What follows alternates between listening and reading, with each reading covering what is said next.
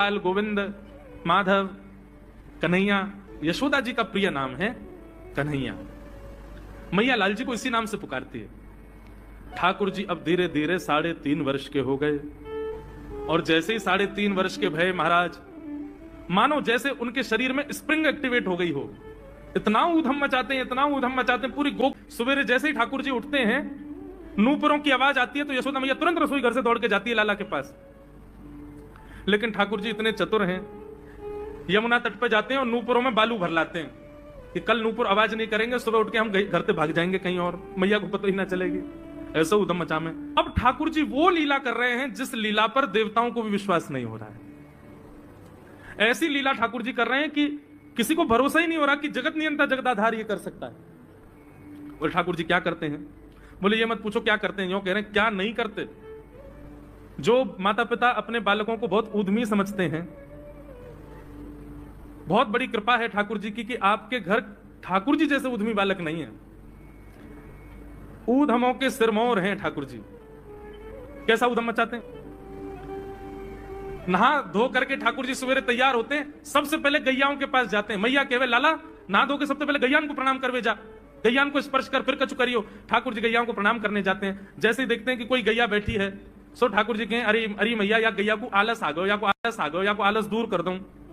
सो बैठी हुई गैया के ठाकुर जी सींग पकड़ लेते हैं और सींग पकड़ करके अपनी ओर खींचते हैं। दूसरी तरफ से सींग बलराम जी पकड़ लेते हैं। अब ऐसे सींग पकड़ करके ऐसे ऐसे गैया के सींग हिलाते हैं। अब बैठी रहती गैया थोड़ी देर तो कोई बात नहीं, जैसे जोर जोर से हिलाना प्रारंभ करते हैं सोई गैया खड़ी हो जाती है।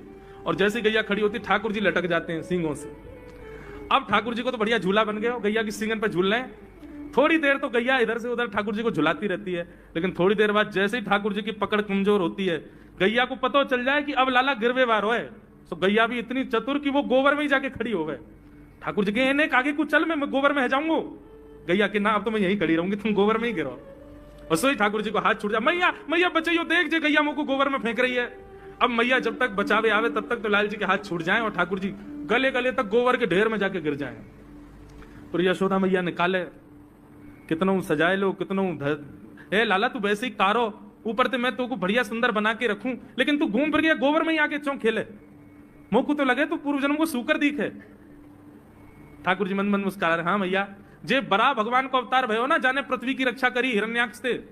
मैया बोली हाँ वो मैं ही तो हतो, मैं जय जय हूं मैया, वो बड़ा भगवान ही जय जय, वही जय जय तेरे यहाँ लाला बन के आयो है।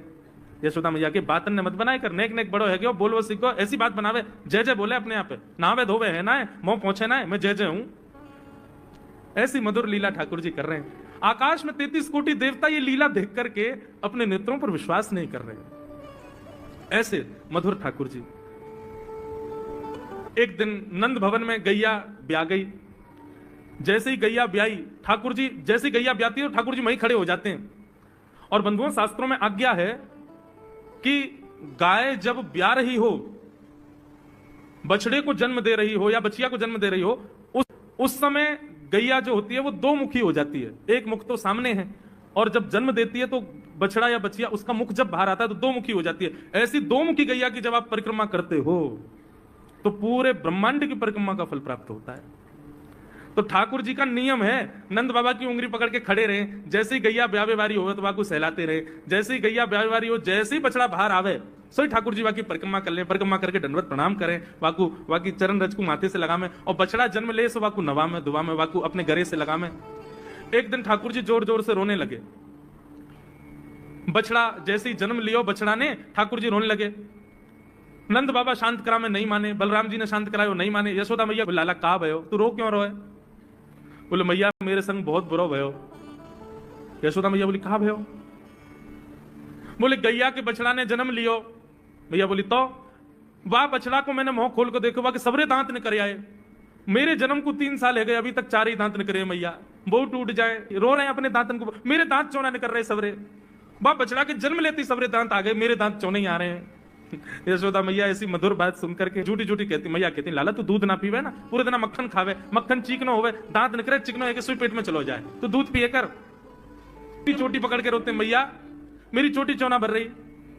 बलराम की चोटी देखो कैसी नागिन जैसी चोटी है वाकी, और मेरी चोटी कैसी मैया नेक सी पतरी सी।